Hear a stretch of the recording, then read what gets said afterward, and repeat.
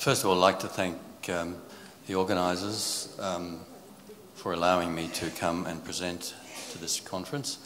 I feel as though I'm amongst friends. If I presented the paper that I'm about to present in most Western countries, people would think I was very strange. Here, people don't think I'm strange. And it's very nice to be able to share my thoughts with people who have similar aspirations. I come from the problem in quite a different way from most speakers. I'm essentially a businessman. Although I'm associated with the university, my main focus and my main efforts these days is as a business person. I'm in the business of making profits. And I make profits through building computer systems, information systems. Our main product at the moment is an information system that produces or allows individuals to identify themselves to other people electronically. The key change in the way in which we do things, as opposed to the way in which the rest of the industry does things, is that we give the responsibility for the proving of your identity to the individual themselves. In other words, the individual looks after their own identity. I think what we're now doing, what I'm going to present to you, you will see is that the proposal that we have for this new product that we're developing and building will permit individuals to, in effect, create their own money and take responsibility for their own credit, effectively. So rather than getting someone else to take responsibility for the credit, we have an approach that allows the person who wants the money to do something with it to take responsibility for their credit. Okay, what is it? Well, at its basis, it's a way of actually reducing costs. The current system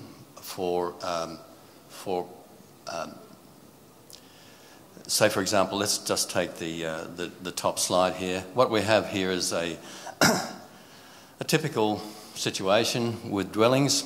You have a person who wishes to live in a house and they rent it from someone. They rent it from a landlord, and the landlord buys the dwelling, and the landlord buys the dwelling by getting a loan from the bank, and the bank pays the seller of the dwelling.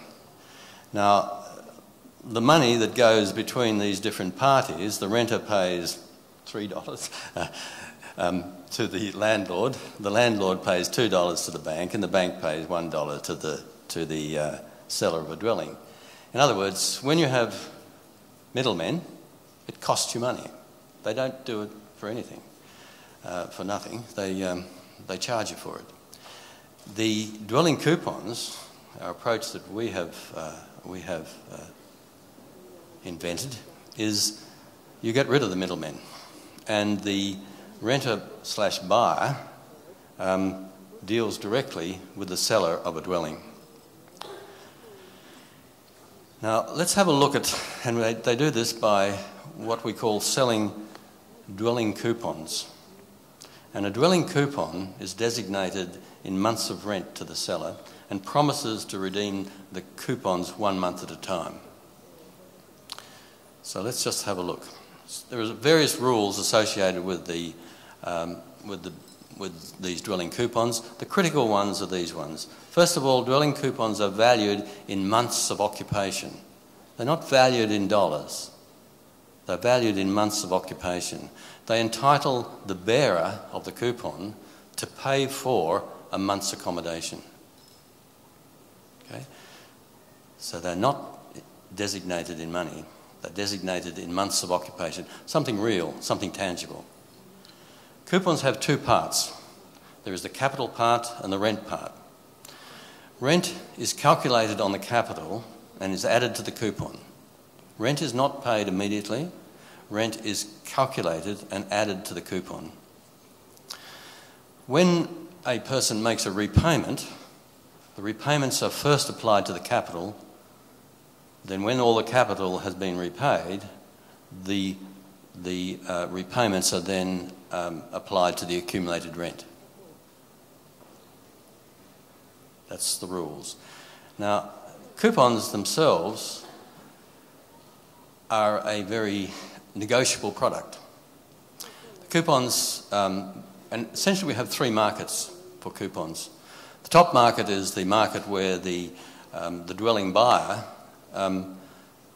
sells coupons to coupon investors. The secondary market is where people who have coupons, they might realise that they don't want to wait around until they can actually use the coupons. They might like to sell the coupons, and so you have a secondary market of coupons. Coupons can be divided, and they can be split, and they can be combined together again, but coupons only apply to a particular dwelling. You can't mix up coupons across dwellings. So coupons are attached to a particular dwelling. So that's the secondary market, and the secondary market is important because it enables investors to have liquidity. Quite often investors, if you buy a house, for example, and you want to rent it, and you need the money for something else, you have difficulty selling the house. It's a long process. Coupons, in effect, you've got the coupons represent the house, and the coupons can be divided up and sold in smaller lots, etc. So coupons are much more liquid investment. And then the final market is where the buyer dweller, and normally it's the buyer and the dweller is the same person. We would recommend that they are the same person, but they don't have to be. They make repayments and redeem the coupons. So the coupons that were created are in effect money. The coupons are redeemed and destroyed in the last stage of things. So let's have a look and see what some of the characteristics of this things are.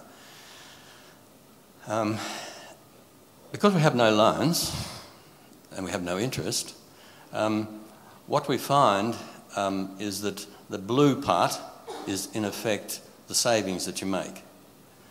This is under particular assumptions. Let's have a look at the next slide, which says, and these were the assumptions that I made, that the rent was 5% on the capital, not yet paid. The total time for the payment was 20 years, and the total value was $100,000. With Riba, the rent cost is $80,035. $35. Sorry for the precision. Without Riba, the rent costs are $44,000. In other words, about half it costs you as a renter and purchaser of this house, about half as much if you use this approach. It's not magic. The money has gone away because there is no Riba. It's effectively what's happened. And it happens on all funding transactions. And as the time gets longer, say 40 years, the effect of Riba and interest on interest, which is the really dangerous one, as Ellen pointed out in her talk, the one that compounds, becomes extraordinarily high. And it's the reason why we have these enormous debts in society and we're not paying them off. We can't. It's impossible to do that. But with this system, you don't get into that sort of nonsense. The benefits to the buyer of the coupons. The buyer of the coupons, we think that these will be, and we have tested the market, and we believe that the market is ready for them. And the reason is that it gives you an inflation-proof investment. As repayments value is the current rent value. Remember, the the coupons are nominated in the output of the investment, which is, in this case, months of occupation. So if rent costs go up, so does the value of your coupon go up. Now we know that rents keep going up. So an investor has an inflation-proof investment. The liquid market, this part is actually very important from the point of view of investors. Investors don't like things that they can't get out of easily. The coupon idea and the ability to be able to split the coupons and combine them together enables a liquid coupon market to exist. That's extremely important for investors. The other thing about it is that if you're with loans, the bank has a lien on your property, and they can come and take your property away and sell it, and you may or may not get very much from it. As we know that foreclosure sales are not too good for the person who's been foreclosed on. With this approach, you don't actually need to sell the house directly. What you need to do is to find a renter who can pay the rent. And so that's a much easier task to do. And besides that, the person who has been buying the property retains the value of the capital that they have accumulated through their repayments.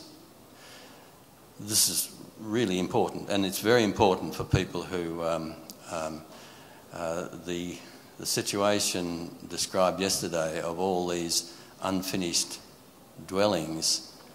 This will help alleviate that sort of problem. The benefits to the issue of the coupons, well, it's costs you about half as much to actually own the dwelling. If you lose your job or you cannot repay for any other reasons, you don't lose your equity in the dwelling. And the coupon buyer shares the capital risk with you.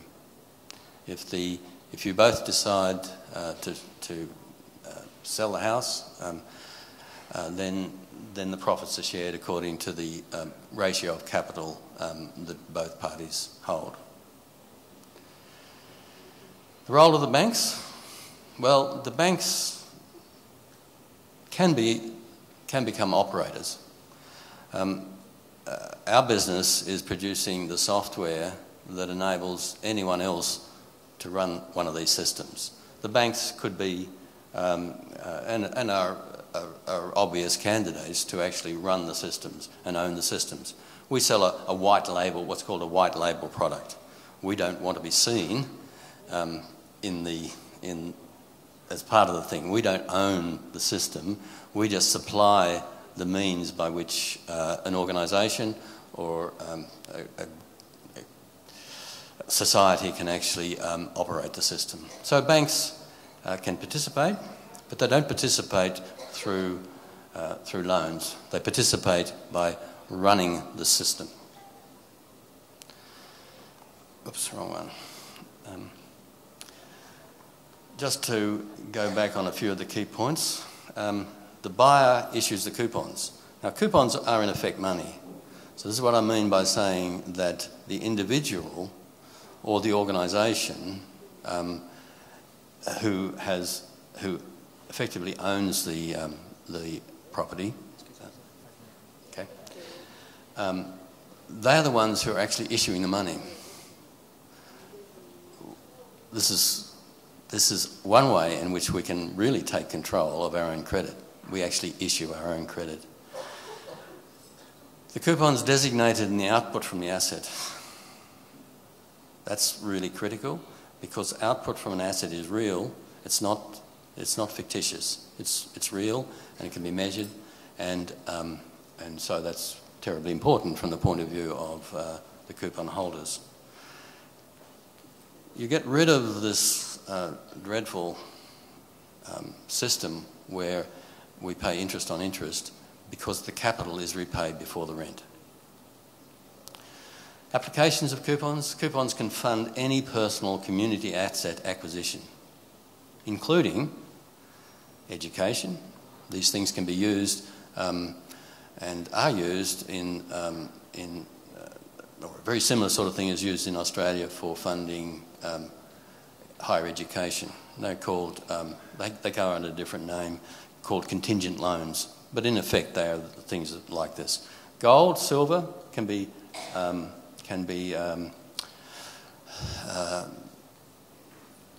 turned into money, if you like, turned into easily weighed, easily managed coupons, so that you don't have to keep transferring the gold. You could actually just transfer the coupon, as long as you can prove that you actually do have the gold that covers the cost of the coupon. Health, energy. This is the way of financing renewable energies very nicely. I've got a proposal in at the moment for funding a light rail in my home city of Canberra. And I've also got another proposal into a water authority to fund the building of a dam. And that one is pretty spectacular because it really reduces the cost and will save the citizens of Canberra of having to pay more for water. And you can even use it for companies themselves. You can use it for essentially anything. It's so thank you. And if you want to find out more about this, please contact me.